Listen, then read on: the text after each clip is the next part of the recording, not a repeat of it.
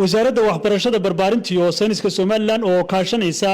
hay'adda Care International ayaa qabatay tababar lagu tababarayo macallimiinta habka dhigista tolmoon ee waxbarashada akhriska iyo qoraalka waana mashruuca Rajakaaba. Tababarkan ayaa waxaa ka faa'iideysanayay 20 macallin 10 maamule waxaanu socon doonaa muddo 5 maalmood ah. Ugu horeyntii waxaa halkaasi ka hadashay Umulkhayr Xasan Xuseen agaasimaha waaxda waxbarashada dadban waxaana sharaxaad ka bixisay mashruucan iyo dadka ka faa'iideysan doona. waxaa maanta oo bishu ay tahay 7 bishii 6 2026 si rasmi ah inoogu bilaabmi doona mashruucii inta badan aynu ka soo shaqaynaynay ee gogol xaadkiisa aynu soo wadnay oo maanta si rasmi ah tababarkii macallimiintu u furmayo bishii Abriilna mashruuca daafurkiisa aynu qabanay wiigan wixii ka dambeeya runtii waxa si toos ah u bilaabmi doonta waxbarashada 10ka dugsi ee labada gobol iyo saddexda degmo ka dhacaya waxa ku jira 4 iskuul oo waxbarashada dadban kamida 10ka iskuul waxbarashada formalka sidaynu wada ognahay dadka intooda badan may gaadhin waxbarashada non formalku waa intii formal ka soo hadhay in wax la baro maanta taasaynu u joognaa macallimiinta waxaan u sheegayaa maanta waxaynu u joognaa ma aha tababar kaliyaata waa dhiirigelinta hablaha iyo hooyooyinka da'doodu 15 ilaa 35 u dhaxaysa sidaynu waxbarashada ugu soo celin lahayn inta markaynu ku soo celino ka badan baynu dadkii kale ee wadankana aynu gaari karaynaa. Maxamuud Jaamac oo ka socday hay'adda Care ayaa halkaasi ka hadlay waxaanu ka warbixiyay mashruucan iyo macallimiinta ka faa'iideysan doona. mashruucan magaciisa waxa la yiraahdaa Rajakaaba waa mashruuc ballaaran oo runtii wasaaradda waxbarashadu ay fuliso. mashruuca qayb kamid ah oo ah qaybta waxbarashada dadban ayaa loo igmaday hay'adda Care inay hirgelintiisa iyo fulintiisa ay runtii hogaamiso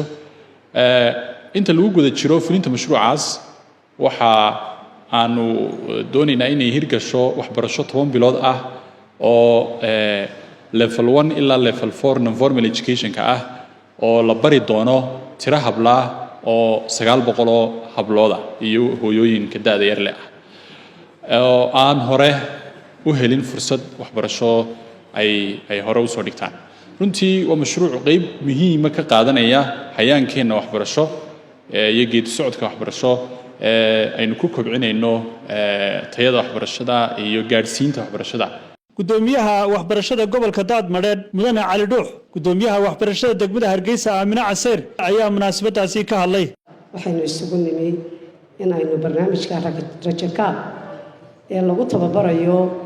macallimiinta wuxuu dhigi doontaa hablaha la barayo xirfadda wax akhriska iyo qoraalka xisaabta Soomaaliga muddo socon doona sanad insha Allah barnaamijkaas ee maanta isugu nimay tababarkiisa macallimiinta halkan lagu tababarayo ilaahay waxaan ka baryaynaa inuu noqdo mashruucaasi mashruuc guuleysta aad iyo aad waxaan gaar ugu sii salaamaya macallimiinta hablaha halka fadhiya sacabka hal igu yarato ma horta aad iyo aad baan wasaaradda waxbarashadana waa markii koowaad ee aan qabano mashruucan seminaarkan oo kale oo qolada waxbarashada lagu tababarayo Umulkhayr waxaan leeyahay aad iyo aad baad u mahadsantihiin aad iyo aad Umulkhayr sacabka la igu tumo waxaan aad iyo ugu mahadnaqayaa agaasimaha waaxda non formal education ka ama waxbarashada dadban oo qayb laxaad ka soo qaadatay inay halkan soo gaadho mashruucan iyo hablahan la tababaraya waxaan qabnaa hadii hooyo wax la baro ummad iyo qaran baa la baray hooyada wax la baraa waxa ka qayb qaadanaysa in qarankeeni iyo hooyooyinkeeni iyo qoyskii la baray ay iyaduna qoraalkii sii gaarsiiso halka qof nin hadii wax la baro ama nin hadii la wax la baro keligii wax la baray aad iyo aad baan ugu mahadnaqayaa agaasimaha waaxda waxbarashada dadban